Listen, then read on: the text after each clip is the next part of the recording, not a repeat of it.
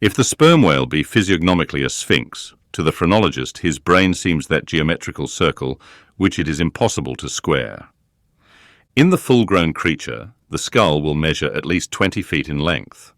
Unhinge the lower jaw, and the side view of this skull is as the side of a moderately inclined plane, resting throughout on a level base. But in life, as we have elsewhere seen, this inclined plane is angularly filled up and almost squared by the enormous superincumbent mass of the junk and sperm.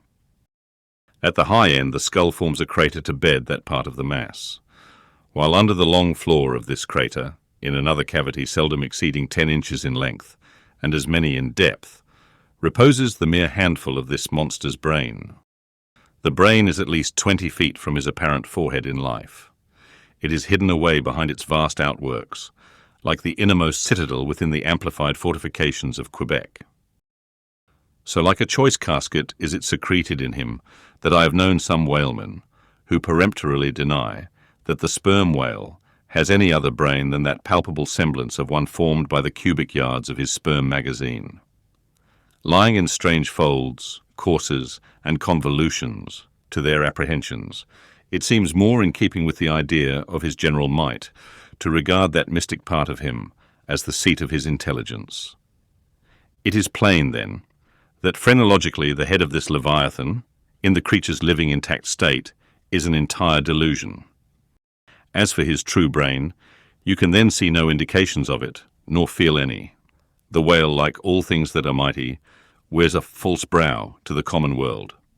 If you unload his skull of its spermy heaps, and then take a rear view of its rear end, which is the high end, you will be struck by its resemblance to the human skull, beheld in the same situation, and from the same point of view. Indeed, place this reversed skull, scaled down to the human magnitude, among a plate of men's skulls, and you would involuntarily confound it with them.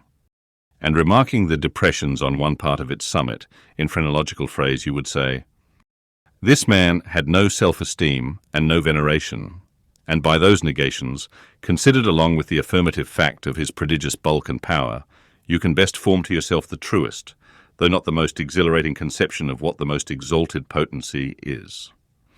But if from the comparative dimensions of the whale's proper brain you deem it incapable of being adequately charted, then I have another idea for you.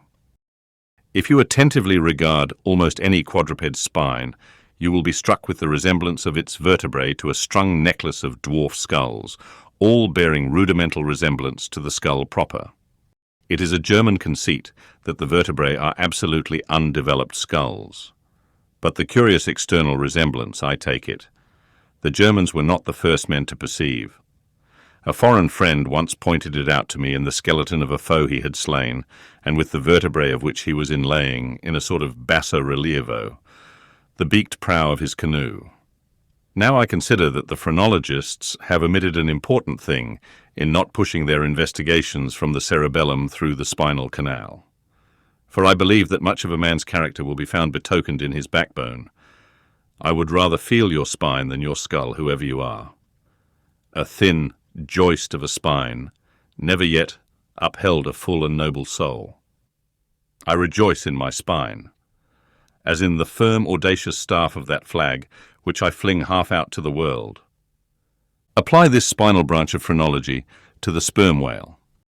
His cranial cavity is continuous with the first neck vertebra, and in that vertebra, the bottom of the spinal canal will measure 10 inches across, being 8 in height, and of a triangular figure with the base downwards.